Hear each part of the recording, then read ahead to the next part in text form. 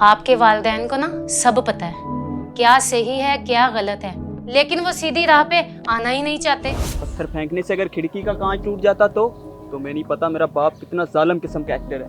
अल्लाह हमें एक और नेमत से नवाज रहा है। लेकिन मैं खुश नहीं हूँ। सिर्फ नेमत नहीं, अमानत भी है ये अल्लाह की, जिसकी हिफाजत मैं इस घर के माहौल में रह के बिल्कुल नहीं कर सकती। शादी? अभी तुम 16 की भी नहीं हुई हो। तो क्या हुआ, सिर्फ 4 महीने ही तो रहते हैं। क्यों, चुप करवा दिया ना आपको आपके वालिदैन ने? क्या करूं, वालिदैन है, बहस भी तो नहीं कर सकता। पता नहीं उनकी सोच को क्या हो गया है। ये सब इस फासिद मीडिया का किया धरा है, जिसके सामने वो सारा सारा दिन बैठे रहते हैं। कभी सोचा है क्या गुजरती है मुझ पे अपने बच्चों का हाल यूं बिगड़ता देखकर? मर जाने को दिल करता है मेरा उस वक्त। तुम सही कह रही हो, लेकिन क्या करूं मैं? हर तरह से कोशिश तो कर रहा हूं मैं उन्हें समझाने की। रिजवान, मेरी बात का बुरा मत मानो। अगर बच्चों का अच्छा मुस्तकबिल चाहते हैं ना, तो हमें आपके वालिदैन से अलग होना ही पड़ेगा। क्या कह रही हो? अब इस उम्र में वालिदैन को अकेला छोड़ दूं? अब तुम कहोगी कि बुरहान है ना, वो तुम्हें पहले ही बता चुका हूं कि कितना लापरवाह है वो। तो क्या करोगे फिर अपने बच्चों के लिए? जिस तरह वालिदैन का ख्याल रखना शरई फरीजा है ना आपका, उसी तरह बच्चों की अच्छी तरबियत करना भी ना शरई फरीजा है, और ये अल्लाह के साथ अहद भी है। नहीं, अभी और कोशिश करूंगा, शायद बेदार हो जाए। सोने वालों को तो जगाया जा सकता है, लेकिन जो जान के सोए हों उन्हें कैसे बेदार किया जाए? आपके वालिदैन को ना सब पता है, क्या सही है क्या गलत है, लेकिन वो सीधी राह पे आना ही नहीं चाहते। वाह, एक तरफ उन्हें मीडिया तबाह कर रहा है और दूसरी तरफ लगता है कि तुम मीडिया से बहुत कुछ सीख रही हो। जी, वो भी ड्रामा फिल्में देखते हैं और मैं भी। अच्छा, लेकिन बागबान चैनल के ड्रामे, जिससे मेरे अंदर एक शौर पैदा हो गया है, क्या सही है क्या गलत है। मुझे जिंदगी की हकीकत समझ आ गई है। वो सब बातें जो किसी मौलाना के दर्स में सुनने के लिए भी आमादा नहीं थी मैं। और देखें, वही सब बातें हुरा टीवी के इन ड्रामाज और फिल्म्स के जरिए कितनी आसानी से मुझे समझ आ गई हैं। चलें, मीडिया का कोई तो फायदा हो रहा है, लेकिन मैंने अभी भी हिम्मत नहीं हारी।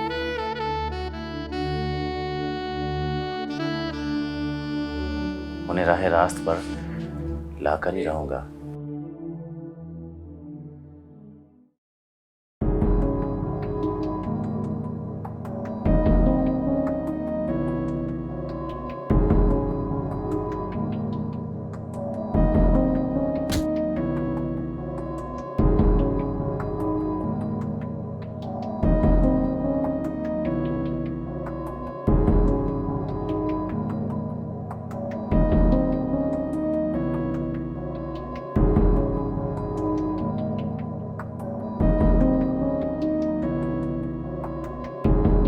वो मैं नीचे से होकर आता हूँ। हाँ हाँ बेटा जाओ, शुक्र है तुम भी 4 दिनों के बाद घर से निकलने का सोच रहे हो। अरे आजा, जल्दी आ जा यार।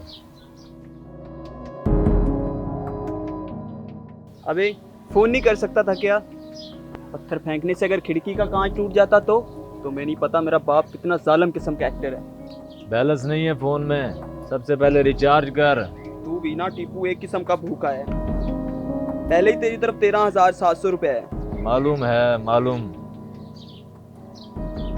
चल सिगरेट भी पिला दे। टीपू, सिगरेट के मिलाकर 13,740 हो गए हैं, याद रखना। 13,800 कर दे, लस्सी भी पिला दे। तू भी ना, ये पकड़ सिगरेट।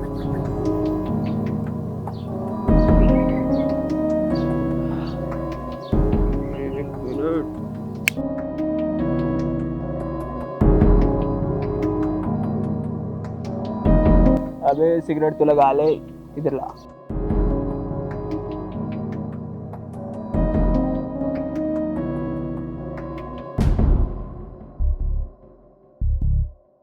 देख यार, मैंने फैसला कर लिया है। डिग्री तो मैं को एजुकेशन से ही करूँगा। रिजवान भाई चाहे मुझे जितना मर्जी रोकने की कोशिश कर ले। फिर तो तू कॉलेज को भी बंक नहीं करेगा, ऑनलाइन चैटिंग भी नहीं करेगा। इतने सारे शिकार तुझे एक ही जगह जो मिल जाएंगे। अबे देख, कश्मीर को तस्वीर में देखना और कश्मीर में जाकर देखने में जितना फ़र्क है ना, उतना ही ऑनलाइन चैटिंग और को एजुकेशन में है। ऑनलाइन चैटिंग में क्या है, बस फजूल किस्म की बकवास, और को एजुकेशन में चारों तरफ लड़कियां ही लड़कियां, आगे लड़कियां, पीछे लड़कियां, सिर्फ लड़कियां ही लड़कियां। असल मजा तो लड़कियों के साथ कॉलेज में एक ही क्लास, कैंटीन, बाहर बेंच और तू भी नाटी। चल टीपू चाय पीते हैं। चल।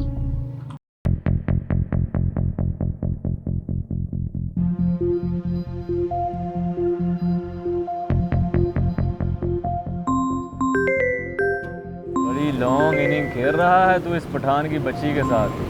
हाँ यार, क्या करूं।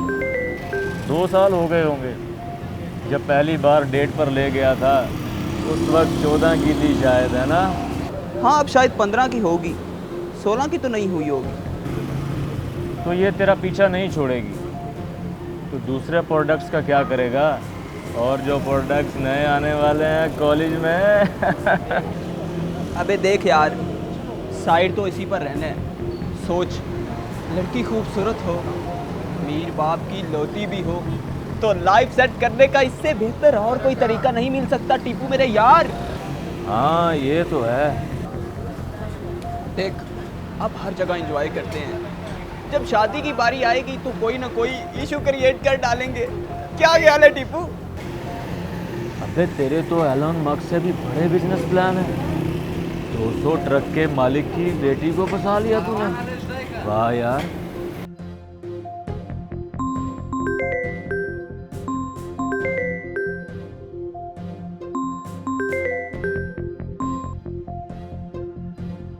हेलो, तुमसे मिलना है। क्या हुआ, सब खैर तो है? मिलकर बताती हूँ, फ़ोन पर नहीं। अच्छा तुम ऐसे करो, वो गुलबर्ग वाले रोमियो जूलियट कैफ़े में आ जाओ। नहीं, मैं लोकेशन भेजती हूँ, मुझे वहाँ से पिक करो। ठीक है, मैं अभी आता हूँ। जल्दी। अल्लाह हाफिज़। अरे सब ठीक तो है ना? यार, अब गर्लफ्रेंड बनाई है, थोड़ी बहुत तो टेंशन उठानी पड़ेगी।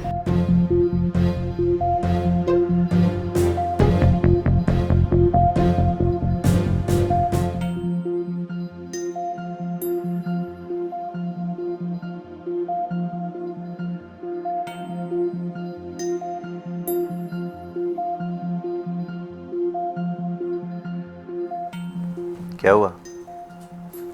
ये क्या है? मेडिकल रिपोर्ट है, डॉक्टर के पास गई थी मैं आज। सब ठीक तो है? तुम काफी परेशान लग रही हो। आप खुद देख लें।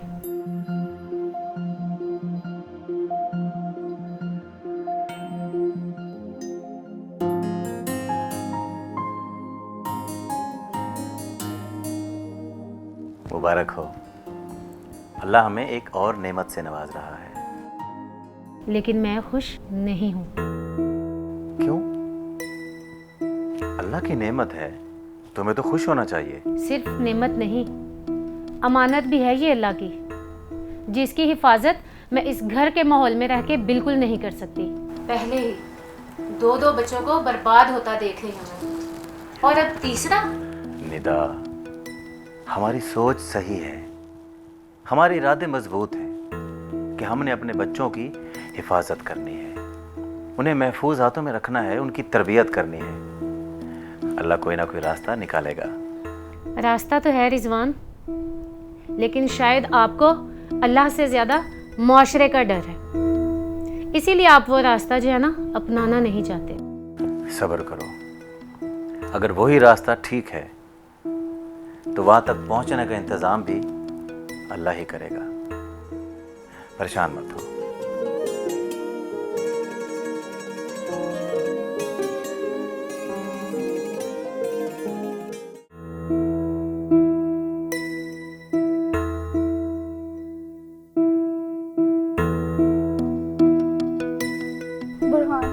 मुझे बहुत डर लग रहा है। ऐसा लगता है बाबा को सब कुछ पता चल गया है और शायद हो सकता है क्या हो सकता है? उन्होंने अपने लोग मेरे पीछे लगा दिए हैं। क्या हो गया गुलनाज तुम्हें? 200 ट्रकों के मालिक के पास इतनी फुर्सत कहाँ कि वो तुम्हारे पीछे अपने गुंडे लगा दे? तुम नहीं जानते, हमारी बिरादरी में अगर लड़की का किसी के साथ अफेयर हो तो बहुत बेइज्जती होती है। हम कुछ दिन नहीं मिलते, तुम घर पर ही रहो। क्या मतलब? मैं 14 साल की थी, 8वीं क्लास में थी, तब से तुम्हारे साथ इश्क हो गया है। अब मैं नहीं रह सकती। तो क्या करें फिर? शादी। शादी? अभी तुम 16 के भी नहीं हुई हो। तो क्या हुआ, सिर्फ 4 महीने ही तो रहते हैं। तो 4 महीने इंतज़ार कर लो ना, फिर तुम 16 की हो जाओगी तो हम लीगली शादी कर लेंगे। मेरे बाबा बहुत गुस्से वाले हैं और मैं तुमसे मिले बगैर, तुमसे बात किए बगैर नहीं रह सकती। और अगर उन्हें पता चल गया तो वो या तुम्हें या मुझे या हम दोनों को गोली मार देंगे। तो क्या करें फिर? मैं घर नहीं जाऊंगी। तो किधर जाओगी? अपने घर, यानी तुम्हारे घर। मेरे घर? पागल हो गई हो? तुम्ही ने तो कहा था तुम्हारे अम्मी अब्बू तुम्हारी हर बात मानते हैं, लाडले हो, आखिर 15 साल बाद जो पैदा हुए हो। हाँ, अम्मी अब्बू को तो मैं मना लूँगा, लेकिन तुम्हारे बाप का क्या? बुरहान, चलो जल्दी चलो। क्या हुआ? मेरे बाबा का सिक्योरिटी ऑफिसर है वहाँ, शायद वो मुझे ढूंढ रहा है।